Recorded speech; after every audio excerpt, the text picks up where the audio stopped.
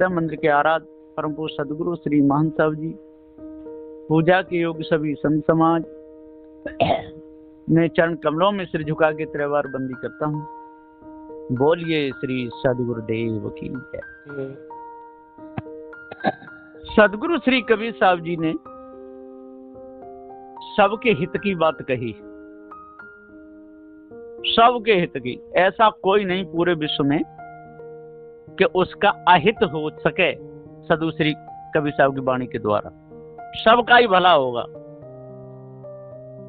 लेकिन जो झूठी बातें थी, जो निर्णय से नहीं ठहरती, उनका पर्दाफाश किया सदगुरु श्री कबीर साहब जी ने। जीव को सत्य बताया और मानंदी को मिथ्या। जीव तो सत्य है ही, अजर अमर अखंड है, और पृथ्वी जल वायु अग्नि ये चारों तत्व अनादि हैं, और इनको जानने वाला ये जीव भी अनादि है। लेकिन लोगों ने संसार में जो भ्रम फैलाया, जो धोखा फैलाया, जो जिंदा के सामने मुर्दा की पूजा करवाई।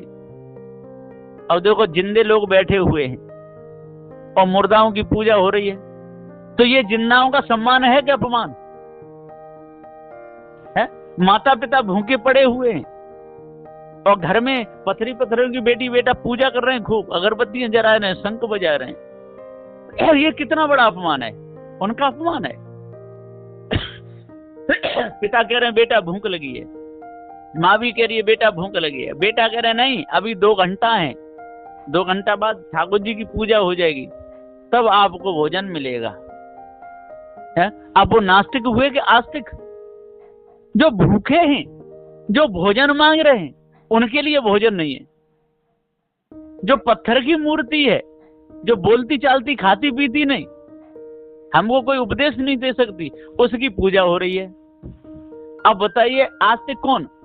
जहां माता पिता का सम्मान होता हो वो लोग आस्तिक हैं, जहां संत गुरुजनों का सम्मान होता हो वो आस्तिक हैं, और जहां लाखों की भीड़ लगी हुई है, मंदिर में देवता सजाया जा रहा है पत्थर का, भूख लगी है अभी, और 4 घंटा पट खुलेंगे वह मंदिर के, तब तक वो बेचारे भूखे तड़पड़ा रहे हैं, है ना?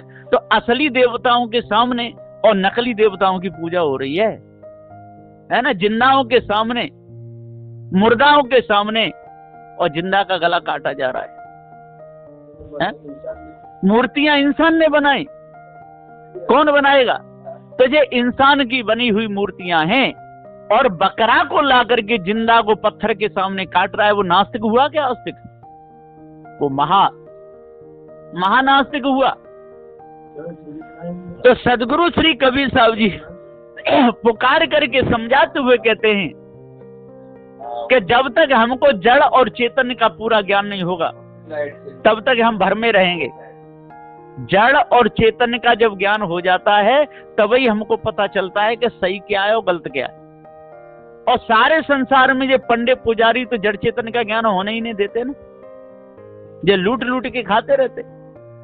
सब लोग कमा कमा के लाऊ थे, वो बैठे बैठे खाऊ थे। ऐसे लोग होते हैं। कहते हैं कि फागुन का महीना था और छोटे छोटे बच्चे थे, 6 बच्चे थे, गधे पर चढ़ रहे। गधा होता ना, एक धोबी का गधा था, उस पर चढ़ते थे। गधा गड्ढे में गिर गया, ऊपर से वो 6 बच्चे गिर गए, गधा मर गया। तो उसमें एक पंडित का भी लड़का था, ब्राह्मण का। वो बोला कि अब इस पाप से छूटने की युक्ति हमारे पिताजी बताएंगे, बहुत बड़े पंडित हैं। तो 5 अहीर वहां पहुंचे। अहीर के लड़का थे 5 यादवों के। पंडित जी के पास पहुंचे। पंडित जी के हाँ, क्या आज एक पाप बन गया हमसे? ये क्या बन गया? कि गधा से हम खेल रहे थे, ऊपर चढ़ते थे, गधा गड्ढे में गिर गया, मर गया। पंडित बोले अब आपको पाप लग गया, और बहुत बड़ा पाप लगा है। इस पाप से आप कभी नहीं छूटोगे पूरा जीवन। कि पंडित जी कोई भी युक्ति बताओ। उन्होंने कहा कि 151 ब्राह्मण नोतने पड़ेंगे, और सबको आपको भेंट देनी पड़ेगी। 21 गंगा जी नहानी पड़ेगी, और एक एक आम सोने का बनवाना पड़ेगा। वो भेंट करना पड़ेगा ब्राह्मणों को। और देसी घी का हलवा और पूड़ी उनको खिलाओ और उनको 1 से 51 रुपया भेंट दो। और कम से कम 10 कुंटल बूंदी के लड्डू बनाओ। इतना बांटो तो पाप छूटेगा, नहीं तो छूटेगा नहीं। क्योंकि गधा सूर्य पुत्र होता है और गधा आपने मार दिया, आपको पाप लग गया। अब उनमें से एक बोला कि पंडित जी के हाँ क्या हम 5 ही नहीं थे कि और कौन? कि आपका बेटा भी था संतोष, उसी ब्राह्मण का बेटा था संतोष। क्या आपका बेटा भी था साथ में संतोष? क्या हमारा संतोष भी था क्या? हाँ कि तो रुको। फिर पत्र पलटी, बोला हा बात बन गई, पैसा भी बच गया, खर्चा भी बच गया और पाप भी कट गया। क्या कैसे? तो वो ब्राह्मण कह रहा है कि 5 अहीर 1 संतोषा, गधा मारने को नाई कछु दोषा। जब 5 अहीर हैं और 1 संतोष है तो गधा मारने का फिर कोई दोष नहीं है। वो खुश होके वहां से चले गए। अब ये चालाकी है ब्राह्मणों, खुद का लड़का था इसलिए। तो सदगुरु श्री कबीर साहब जी कहते हैं कि ये सारे संसार के लोग भूले हुए हैं, है ना। मुसलमानों को पूछो खुदा कैसा है, तो वो कहता है जर्रे जर्रे में खुदा है। जब जर्रे जर्रे में खुदा है तो इन बकरा बकरियों में नहीं हलाल करते। और हिंदुओं से को परमात्मा कैसा है कि कड़कड़ में परमात्मा है। जब कड़कड़ में परमात्मा है तो बकरा को काट रहा है पत्थर के सामने, तो बकरा में भी परमात्मा और वह पत्थर में भी परमात्मा, तो किसको काट रहा है?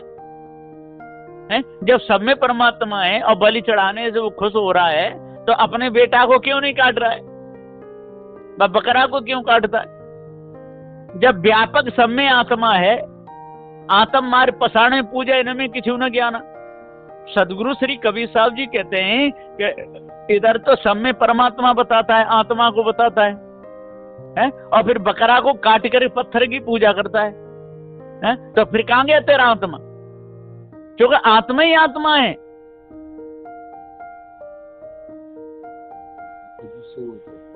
तो मनुष्य जीवन में गलती तो सबसे होती है, ऐसा कोई नहीं है कि गलती नहीं होती हो। पर जहां सदगुरु श्री कबीर साहब क्या कह रहे हैं, सबसे ऐसा कोई नहीं कि गलती, लेकिन विचार करेगा तो नहीं होगी।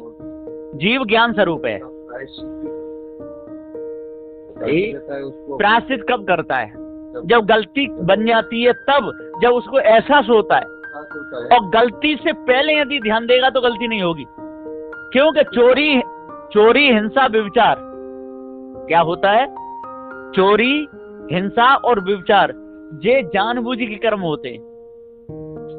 कई दिनों से चोरी करने का उसको विचार बनाना पड़ता है तो चोरी करता है। कई दिन से हिंसा करने का विचार बनाना पड़ता है। व्यभिचारी लोग भी कई दिन से भी विचार बनाते हैं, योजना बनाते हैं, तब वो होता है। गलती से नहीं, ये कर्म गलती के नहीं है। गलती किसे कहते हैं? जैसे अंधेरा हो गया, लाइट चली गई और आप निकल के जा रहे हैं, कोई उधर से आ रहा है तो धोखे में भ्रमित हो गई, वो गलती है। उसको गलती कहते हैं। वो गलती है भी, भूल से हुआ है, जानबूझ के नहीं। जो जानबूझ जो कपट करतो है ते असमंदन कोई, कहीं कबीर तेई मूड को भला कौन विद होई। जो जानबूझ के जो कर्म करता है वो गलती में नहीं है। क्यों? कि जितने कर्म हो रहे हैं दूसरे को सताने के, दूसरों को मारने के, दूसरे के पैसा मारने के, दूसरे की जमीन पे कब्जा करने के, है ना, किसी ने कोई सौदा ले गया, ये सारे के सारे जानबूझ के हो रहे हैं। और जानबूझ के जितने भी कर्म हो रहे हैं वो गलती में नहीं है।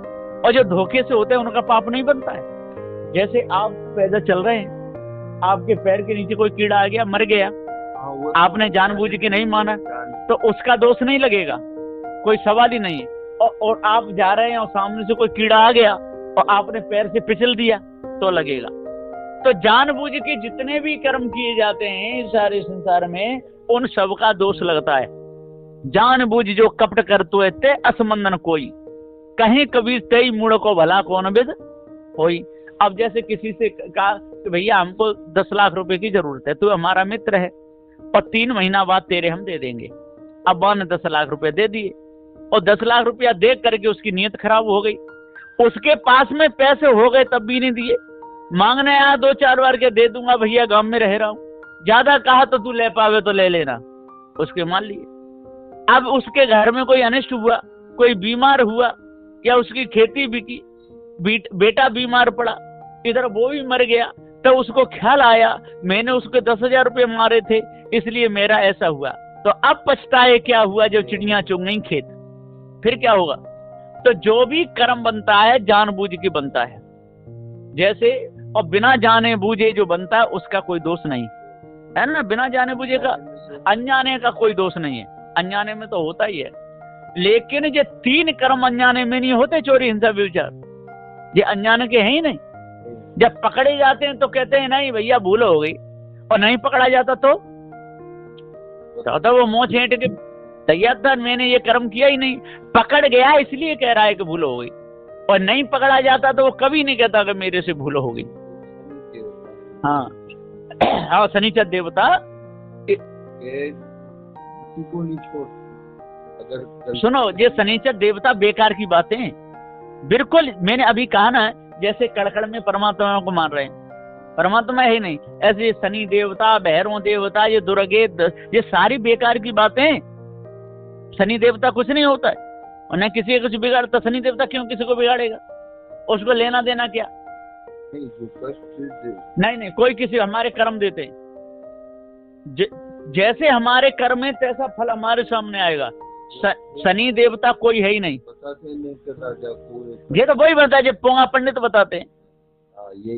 जितने ये तंत्र मंत्र जादू टोना वाले, जितने भी ये ब्राह्मण लोग हैं, ये भुलाने भटकाने वाले, ये बताते हैं कि शनिचर देवता के तेरे ऊपर प्रकोप हो गया, तेरे को ग्रह लग गया है ना, और 7 साल का हो गया कि ऐसा हो गया। ये सारी बेकार की बातें, और जब तक हम इन बातों में भूले रहेंगे तब तक हमको ये नोच नोच के खाएंगे, जैसे मांस को कुत्ते और कौवे नोच नोच के खाते हैं। शनिचर देवता कोई नहीं होता है, सारी बेकार की बात है। ये सब इन्हें धंधा बना हुआ है, मूर्ति बना दी, काला मंदिर बना दिया, इस पर तेल चढ़ाओ, फलाना ये मांगने आते हैं, ऐसा है ना। कुत्ता को रोटी डालो, शनिचर देवता उतर जाएगा, उसमें एक रोटी ले कड़ुए तेल में चिपरो, अपने बेटी बेटन पे फिराए दो, फिर कुत्ता को डाल दो, है ना, आपका शनिचर उतर जाएगा। ये सब बेकार की बातें हैं। शनिचर फर्नीचर ये सब इन मायावी गुरुबा लोगों के ये जाल हैं, और जब तक इन मायावी गुरुबा लोगों के जाल में हम भूले रहेंगे तो निकलेंगे नहीं, है ना। तो ये परमात्मा हुआ, ईश्वर हुआ, अल्लाह हुआ, आत्मा, परमात्मा, शनिचर, भैरव, ये देवी दुर्गे, जितने भी ये देवी देवता सारे संसार में माने, ये सारा कचड़ा है, दंदल। और इस दंदल में डाल करके लोगों को ये वीरान कर रहे हैं ये मायावी गुरुबा लोग। और जब तक ये कचड़ा हमारे अंदर से नहीं निकलेगा तब तक हम भूले रहेंगे। भुलाने वालों की संसार में कोई कमी नहीं है, भुलाने वालों की कोई कमी नहीं है, जो भुलाते हैं, है ना। जैसे हमारे परवीन भाई हैं और वो वीडियो बनाते हैं, तो उसमें भी बहुत शिकायतें उनके पास में आती हैं। ऐसे कि तब वो बताते हैं कि जब आपका शनिचर देवता सबको दुख देता है या परमात्मा सबको दुख देता है ना, तो ये बकरा को काटने का दुख क्यों दिलवा रहा है, बकरा क्यों कटवा रहा है? क्योंकि परमात्मा तो कड़कड़ में है ना, कोई जगह नहीं है। तो कसाईयों को बकरा काटने की प्रेरणा क्यों दे रहा है? क्योंकि सारा संसार परमात्मा ने बनाया, कसाई भी परमात्मा ने बनाए, बकरे भी परमात्मा ने बनाए। तो ये सारे पापों का दंड किसे भोगना चाहिए फिर? जैसे आपकी पत्थर की फैक्ट्री है, आपने खोल ली करोड़ों रुपया लगा करके, अब उस पत्थर की फैक्ट्री में आपको घाटा पड़ गया, घाटा पड़ गया तो घाटा कौन भरेगा? वो नौकर भरेंगे कि मालिक है? तो ये सारा संसार तो परमात्मा का है, जीव का तो है नहीं। तो फिर वो परमात्मा दंड का भागी है कि जीव? हुआ कि नहीं? तो कबीर साहब ने कहा है कि भैया कोई परमात्मा है नहीं, जो जैसे कर्म करेगा तैसा उसको दंड मिलेगा। और ये भूत भवानी, चंडी मुंडी, ये डाकिन साकिन, है ना, और ये जितने भी ये माने भैरव बाबा और ये शनिचर देवता, जिन मायावी, उनको नहीं लगता क्या? जिन ब्राह्मणों को नहीं लगता है, इन्हीं को लगता है? इसलिए साधु श्री कबीर साहब जी कहते हैं कि इस भ्रम में जब तक पड़े रहोगे, जब तक गौर से नहीं सुनोगे, जब तक सत्संग को बढ़िया तरह नहीं सुनोगे, और जब तक ग्रंथों को बढ़िया तरह नहीं पढ़ोगे, और जब तक ये भूत भवानी चंडी मुंडी ये शनिचर देवता देवी दुर्गे ये सारी कालमा आपके अंदर से नहीं निकलेगी, तब तक ये आपको बंदर बनाए रहेंगे, जो बन जाएंगे कलंदर। ये मायावी गुरु वालों कौन बने हुए हैं? कलंदर। और आप कौन बने हुए हैं? बंदर। और बंदर को जैसे कलंदर नचाएगा तैसे नाचना पड़ता है कि ये भैरव बाबा है, ये शनिचर देवता है, इसकी पूजा नहीं करे दुख देगा, शनिचर देवता के प्रकोप से कोई बच नहीं सकता है, शनिचर देवता आंख छोटी कर दे, बड़ी कर दे, आंख फोड़ दे, ऐसे कह कह के जो उल्लू बनाते रहते हैं सारे संसार में लोग। इसलिए सदुदेव जी कहते हैं कि जिन कर्मों के द्वारा मन गंदा होता है उन कर्मों को त्यागो, बुरे कर्म जितने भी उनको त्यागो। पत्थर पूजा से मन गंदा ही होगा, सही नहीं हो सकता है। बकरा काटने से मन गंदा होगा, अंडा खाने से मन गंदा होगा, शराब पीने से मन गंदा होगा। जितने भी बुरे कर्म है, चोरी, हिंसा, व्यभिचार, ईर्ष्या, क्रोध, मान, छल, इनसे मन गंदा होता है, कभी शुद्ध होने वाला नहीं है। और कड़कड़ में कोई चीज है नहीं। हाँ, दूसरी कबीर साहब ने पहले ही कह दिया, वो ये नहीं कह रहे कि मैं पूजूंगा, कबीर साहब पूज नहीं सकते, पहाड़ क्यों पूजेंगे? उनके लिए कह रहे, व्यंग कर रहे हैं उन पे, इन लोगों पर व्यंग कर रहे हैं, व्यंग कस रहे हैं कि पत्थर पूजे हर मिले तो मैं पूजू पहाड़, और ताते तो चक्की भली पीस खाए संसार। यदि पत्थर पूजने से हरी मिल जाए तो मैं छोटा पत्थर क्यों पूजूं? मैं तो बड़े बड़े पहाड़ों को पूजूंगा। इसलिए ये संसार अनादि है, इसका कोई करता नहीं। हाँ, अंधकार में सारा संसार है। वो काऊ का हो, चाहे शनिचर देवता हो, चाहे भैरव बाबा का हो, चाहे दुर्गे मैया का हो, चाहे शंकर भगवान का, काऊ का हो, मनुष्य का भी दोष नहीं, मनुष्य का पूरा ही दोष है। क्योंकि जनैया, सुनो पहले, ज्ञान प्राप्त नहीं हो रहा कि भाई ये नहीं तो कौन करा रहा है? मनुष्य को ज्ञान कौन कराएगा? मनुष्य ही तो कराएगा, है ना। मनुष्य को मनुष्य भटकाता है, समझ में आएगा चर्चा जी। मनुष्य को मनुष्य ही भरमाता है, मनुष्य ही भटकाता है, और मनुष्य ही कसाई बना हुआ है, मनुष्य ही पुजारी बना हुआ है। मनुष्य के सिवाय ज्ञान आएगा कहाँ? मनुष्य खानी ही ये ज्ञान भूमिका है, और मनुष्य को मनुष्य ही भटकाता है। जितनी तोपें बन रही हैं, किन के लिए बन रही हैं? मनुष्यों के लिए। और बनाए कौन रहा है? मनुष्य ही। और किनको मरवाने के लिए? मनुष्य को ही। मनुष्य ही मनुष्य के लिए षड्यंत्र रच रहा है, और मनुष्य ही मनुष्य के लिए हथियार बना रहा है, और मनुष्य ही मनुष्य के लिए घातक बन रहा है, और मनुष्य ही मनुष्य का मित्र है। मनुष्य ही साधु बन के बैठा है, और मनुष्य ही कसाई बन के बैठा है, और मनुष्य ही श्रोता बन के बैठा है। जितने बुरे कर्म सारे संसार में हो रहे हैं, मनुष्य कर रहा है, मनुष्य करवा रहा है। तो मनुष्य खानी में ही सारे पाप बनते हैं, और अन्य खानियों में भोगे जाते हैं। मनुष्य सुधर गया तो सब कुछ सुधर गया, और मनुष्य बिगड़ गया तो सब कुछ बिगड़ गया। ऐसा न्याय है। बोलिए श्री सद्गुरुदेव की जय।